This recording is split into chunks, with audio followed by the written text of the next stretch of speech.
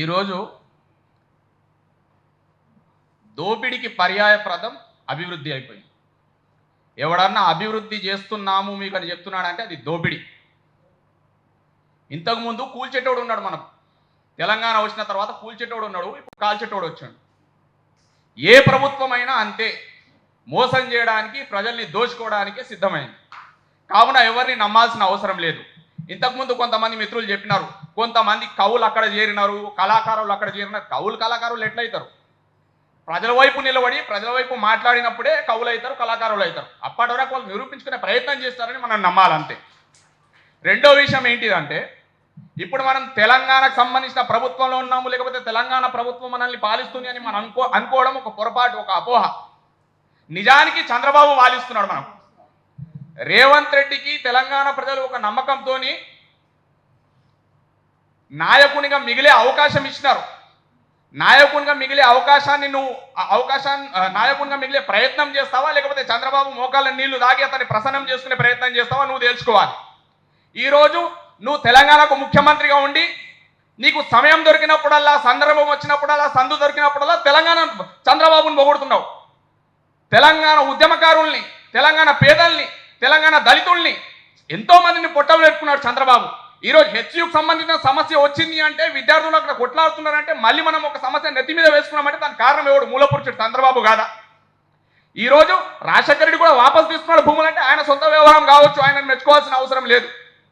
చంద్రబాబు ఈరోజు ఈ పొట్టి రేవంత్ రెడ్డి, పొట్టోడు గట్టోడు అంటారు కానీ, ఈ రేవంత్ రెడ్డిని ఆదేశిస్తున్నాడు కాబట్టి ఆ చంద్రబాబు ఆదేశాలు అమలు చేయడానికి ఇంకా ఆ భూములకు సంబంధించిన వ్యవహారం నడుస్తుంది. అయితే ఈ విషయంలో ఒక మాట చెప్తాను. ఇక్కడ మ్యానిపులేట్ చేయడానికి, ఉన్న మ్యాటర్ని ఫ్యాబ్రికేట్ చేయడానికి ఒక దినపత్రికలో, ఎల్లో మీడియా దినపత్రికలో 3 రోజులు వార్తలు వచ్చినాయి. మనం దాన్ని గమనించాలి. చాలా సైకలాజికల్ డిస్టర్బెన్స్. వాడు ఏం రాస్తాడు ఆ పత్రికలో అంటే, క్యాంబ్రిడ్జ్ యూనివర్సిటీకి 200 ఎకరాలే ఉందంట, అక్కడ సౌదీ అరేబియా యూనివర్సిటీకి 30 ఎకరాలేనంట, అక్కడ ఢిల్లీలో ఉన్న యూనివర్సిటీకి 49 ఎకరాలేనంట. అంటే ఏం చెప్తున్నావు నువ్వు? ఇంత అవసరమా భూమి ఇక్కడ యూనివర్సిటీ అంటే? ఎవరిని నువ్వు అంటే ఉద్యమాలు చేసేటప్పుడు కామ్గా అయిపోవాలి. ఎంత సైకిల్ అంటే, ఇక్కడ మధ్యలోనేమో ఎల్లో మీడియా ఉంటుంది, అక్కడ చంద్రబాబు ఉంటాడు, ఇక్కడ రేవంత్ రెడ్డి ఉంటాడు. నిజంగా రాహుల్ గాంధీకి సొయ్యి ఉంటే, కాంగ్రెస్ వాళ్ళకి సొయ్యి ఉంటే వాడిని గద్దె దింపాలి. లేకపోతే తెలంగాణ ఆత్మగౌరవాన్ని తీసుకెళ్లి చంద్రబాబు దగ్గర తాకట్టు పెడుతున్నావు. సిగ్గుశరం ఉంటే చంద్రబాబుని ఇక్కడ రప్పి, నువ్వు నీ గురువు అంటున్నావు కాబట్టి ముక్కు నెలకు రాయిపి, అప్పుడు నిన్ను నమ్ముతాం మేము. అయితే కోకాపేటకు సంబంధించిన 2 కాలేజీలకు సంబంధించి 2 విషయాలు బయటకు వస్తున్నాయి. అక్కడ 2 పాత కాలేజీలు ఉన్నాయి, పెద్ద కాలేజీలు ఉన్నాయి, అవి సొసైటీ కింద ఉన్నాయి.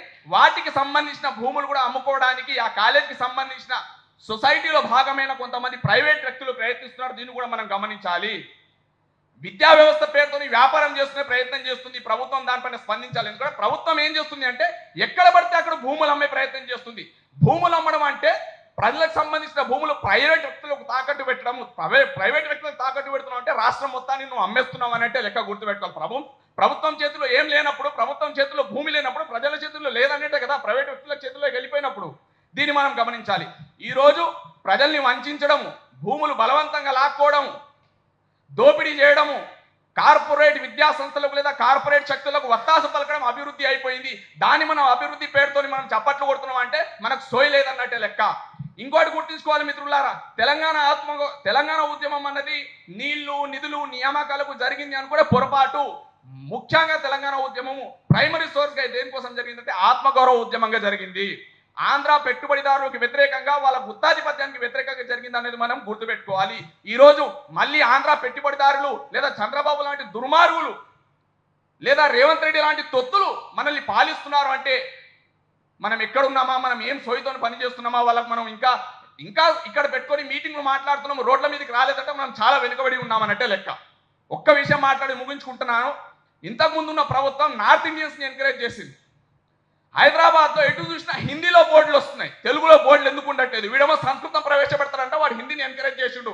గంగా జమున తైజబాని ఉర్దూని ఎంకరేజ్ చేయలేదు, నువ్వు హిందీని. ఈరోజు నార్త్ ఇండియన్లు మొత్తం కూడా మన తెలంగాణని శాసించే స్థాయికి వస్తున్నారంటే దానికి కారణం ఏంటిది? మన ఆత్మగౌరవాన్ని ఎక్కడ పెడుతున్నాము? విశాల హృదయం అని మనం చెప్పుకోవాల్సిన అవసరం లేదు. కొంచెం నేరో మైండెడ్గా వెళ్ళి గట్టిగా కూర్చునే అవకాశం ఉంది. దాంతోపాటు ఇంకా చాలా సమస్యలు ఉన్నాయి. నేను ఒకే ఒక విషయం చెప్తున్నాను. తెలంగాణ ఆత్మగౌరవాన్ని తాకట్టు పెట్టే ఎటువంటి నాయకుడైనా, ఎంత పెద్ద కవి అయినా ఇచ్చిపెట్టే ప్రసక్తే లేదు. మనం రోడ్ల మీదకి వచ్చి రాళ్ళు విసిరి వాళ్ళని ఏం చేయడానికి సిద్ధంగా చెప్తున్నాను. అదేవిధంగా మన నాగర్ కర్నూలు వనపర్తి కొల్లాపూర్ ఈ నియోజకవర్గాలకు సంబంధించిన పాలమూరు రంగారెడ్డి ఎత్తిపోతలకు సంబంధించి నష్టపరిహారం ప్రభుత్వం తరపు నుండి వచ్చింది. ఇది పెద్ద సమస్య కాబట్టి చెప్తున్నాను. అయితే అక్కడ ఏం జరిగింది అంటే నష్టపరిహారం వస్తుంది అని తెలుసుకున్న కొంతమంది పెట్టుబడిదారులు లేదా అక్కడ అగ్రకులస్తులు తెలిసిన వాళ్ళు ఒక ప్లానింగ్గా ఒక స్ట్రాటజీగా ఏం చేస్తారంటే ఒక ఫైనాన్స్ని స్థాపించి అక్కడ డబ్బులు ఎవరైతే పేదోళ్ళ అకౌంట్లోకి వచ్చినా లేకపోతే వాళ్ళ చేతుల్లోకి వచ్చినప్పుడు ఆ డబ్బులు వీళ్ళ దగ్గరకు వచ్చేటట్టు చేసుకోవడం, మిత్తికి ఇస్తాము, దానికి ఇస్తాము, దీనికి ఇస్తామని చెప్పేసి తర్వాత ప్లేట్ ఫిరాయించినారు. దాదాపు 200 కోట్లకు పైగా పెద్ద స్కామ్ జరిగింది. ఈ 4-5 సంవత్సరాలలో దాదాపు దానికి సంబంధించి ఆ ఫిగర్ చేసుకుంటే దాదాపు 95 మంది 150 మంది 95 చెప్తున్నారు, 105 వరకు చెప్తున్నారు, అంతమంది చచ్చిపోవడం జరిగింది. రేపు దానికి సంబంధించిన ప్రెస్ మీట్ ఉంది, అది కూడా మీరు విజయవంతం చేయాలని కోరుతున్నాం.